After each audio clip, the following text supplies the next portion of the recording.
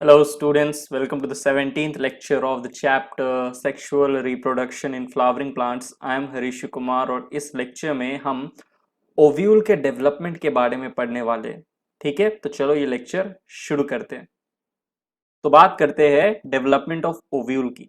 इस फिगर को देखिए, अभी मैं आपको अच्छे से समझाने वाला हूँ सारी चीजें, पर उससे पहले थोड़ा थ्योरी पढ़ लेते हैं। देखिए, इनिशियली शुरुआत में क्या होता है, a small outgrowth a small outgrowth arises from the placenta. Placenta क्या था याद करो, ओवरी वॉल के जस्ट ऊपर की तरफ एक कुशन लाइक स्ट्रक्चर होता है जिसे हम कहते हैं प्लेसेंटा। इसी प्लेसेंटा पे एक स्मॉल आउटग्रोथ होता है सेल्स का। ठीक है, initially a small outgrowth arises from the placenta which is surrounded by the epidermis. और ये जो स्मॉल आउटग्रोथ है सेल्स का, वो किससे सराउंडेड होता है, एपिडर्मिस से। ठीक है, एपिडर्मिस से। Alright, inside the small outgrowth, वो जो छोटा सा स्मॉल आउटग्रोथ है उसके अंदर nucellus which is equivalent to hypodermal cell, nucellus बोल लो या हाइपोडर्मल सेल बोल लो।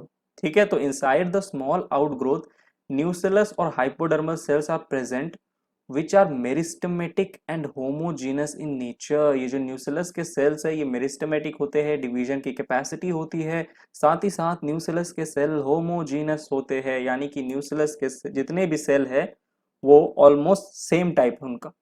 तो होमोजीनस है, सारे के सारे सेल जो है वो सेम टाइप के सेल है, तो हम कहते हैं होमोजीनस नेचर है न्यूसेलस का। ठीक है, अब देखिए, one nucleus at the micro sorry one nucellus, nucleus बोल दिया गलती से, वन न्यूसेलस सेल। ठीक है, जो स्मॉल आउटग्रोथ है उसमें तो बहुत सारे न्यूसेलस के सेल्स है, लेकिन एक न्यूसेलस का सेल जो कि माइक्रोपाइलर एंड की तरफ प्रेजेंट है, वो डिफरेंशिएट करता है and forms the archesporial cell. Micropylar end region क्या है, माइक्रोपाइलर के तरफ, माइक्रोपाइलर एंड के तरफ एक न्यूसेलस का सेल, एक न्यूसेलस का सेल डिफरेंशिएट होगा और एक आर्केस्पोरियल सेल बनेगा उस एक न्यूसेलस के सेल से। जब उस एक न्यूसेलस के सेल में डिफ्रेंसिएशन हुआ तो एक आर्केस्पोरियल सेल बना, वही ये आर्केस्पोरियल सेल है। और यही वो छोटा सा स्मॉल आउटग्रोथ है जो कि प्लेसेंटा पे हुआ है। देखो, ये जो छोटा सा आउटग्रोथ है, it is surrounded by epidermal cell. बाहर की तरफ जो लेयर है, जो बाउंड्री है, ये एपिडर्मल सेल की है। ठीक है, अंदर की तरफ ये जितने भी सेल है हाइपोडर्मल सेल है, यानी कि न्यूसेलस के सेल है। माइक्रोपाइलर एंड के तरफ, माइक्रोपाइलर एंड के तरफ एक न्यूसेलस का सेल डिफरेंशिएट हुआ और उससे बना क्या, आर्केस्पोरियल सेल। अब ये जो आर्केस्पोरियल सेल है इसमें होगा पेरिक्लाइनल डिवीजन और बनेगा एक प्राइमरी पैराइटल सेल ऊपर की तरफ, और यहाँ नीचे की तरफ एक प्राइमरी स्पोरोजीनस सेल। आर्केस्पोरियल सेल में पेरिक्लाइनल डिवीजन हुआ, प्राइमरी पैराइटल सेल बना। ये प्राइमरी पैराइटल सेल आगे लेटर फर्दर डिवाइड होगा and form the ovule integuments. देखो, मैंने जब आपको एनाट्रोपस ओव्यूल का स्ट्रक्चर पढ़ाया था तो मैंने कहा था वहां पे एक आउटर इंटीगुमेंट, इनर इंटीगुमेंट प्रेजेंट होगा। तो जब ओव्यूल का डेवलपमेंट हो रहा होता है तो ये जो ओव्यूल के इंटेगुमेंट्स होते हैं वो किनसे बनते हैं, इन्हीं प्राइमरी पैराइटल सेल से। ये प्राइमरी पैराइटल सेल कब बना, जब आर्केस्पोरियल सेल में पेरिक्लाइनल डिवीजन हुआ। बात समझ में आई।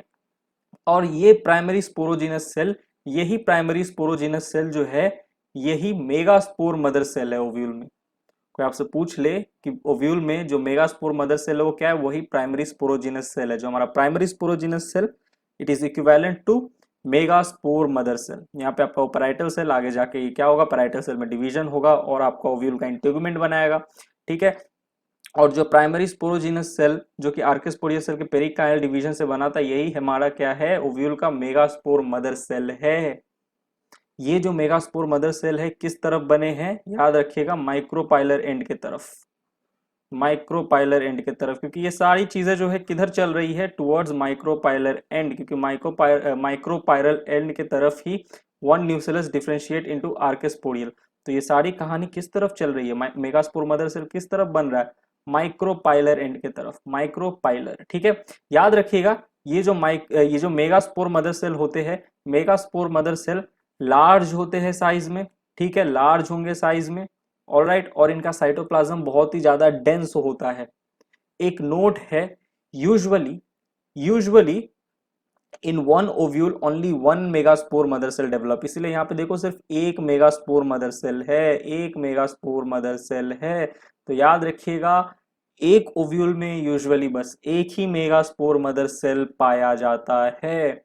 यही हमारा यहाँ पे मेगास्पोर मदर सेल है जिसका साइटोप्लाज्म डेंस है, साइज लार्ज है।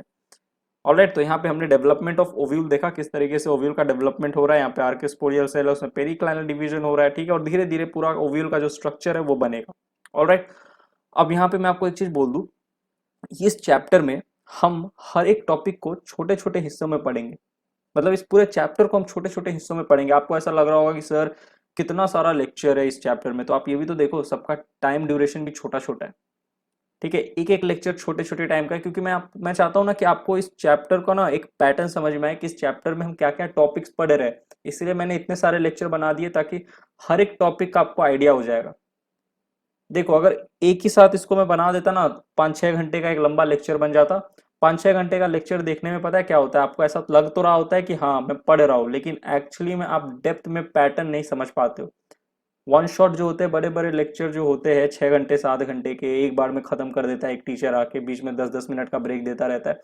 खराबी कुछ नहीं है उसमें, मैं किसी को कुछ भला बुला नहीं कह रहा हूँ, अच्छा है, वो मेहनत ही तो कर रहा है, आखिर में वो भी टीचर मेहनत ही कर रहा है। लेकिन मेरा वो स्टाइल नहीं है, क्योंकि मुझे लगता है ना कि टुकड़ों में छोटा छोटा छोटा छोटा करके पढ़ोगे ना तो ज्यादा अच्छे समझ में आएगा, हर एक टॉपिक का पे एक ग्रास बनेगा, आपको कहानी समझ में आएगी चैप्टर की, आपको समय मिलेगा उस चैप्टर को एब्जॉर्ब करने का, अपने दिमाग में डालने का।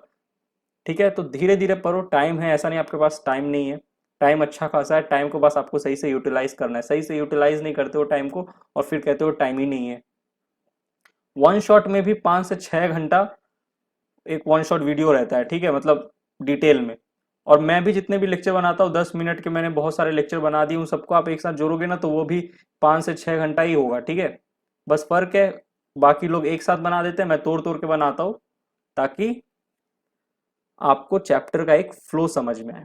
ठीक, तो छोटे छोटे लेक्चर्स है, पर ऐसा नहीं है कि कुछ चीज छूट रहा है, मैं हर चीज डिटेल में पढ़ाता हूँ। जो स्टूडेंट जो बच्चे मेरा लेक्चर देख के आए हैं ना, जो मुझे बहुत पहले से जानते हैं, वो जानते हैं कि मैं कितना डिटेल में अच्छे से पढ़ाता हूँ। तो इसका टेंशन मत लेना कि कुछ चीज छूट रहा है, नहीं, कुछ नहीं छूट रहा है। ठीक, तो यहाँ पे हमने क्या देखा, डेवलपमेंट ऑफ ओव्यूल देखा। अगले लेक्चर में हम क्या पढ़ने वाले हैं, मेगास्पोरोजेनेसिस। ये जो मेगास्पोर मदर सेल है, इससे कैसे मेगास्पोर बनेगा। याद करो हमने माइक्रोस्पोरोजेनेसिस पढ़ा था, माइक्रोस्पोर मदर सेल से माइक्रोस्पोर टेट्राड बना था। अब यहाँ पे हम देखेंगे किस तरीके से मेगास्पोर मदर सेल से मेगास्पोर बनता है, यानी कि मेगास्पोरोजेनेसिस की बात करेंगे अगले लेक्चर में। तो यहीं पे ये लेक्चर होता है समाप्त, मिलता हूं मैं आपसे अगले लेक्चर में, तब तक के लिए bye, thank you, take care.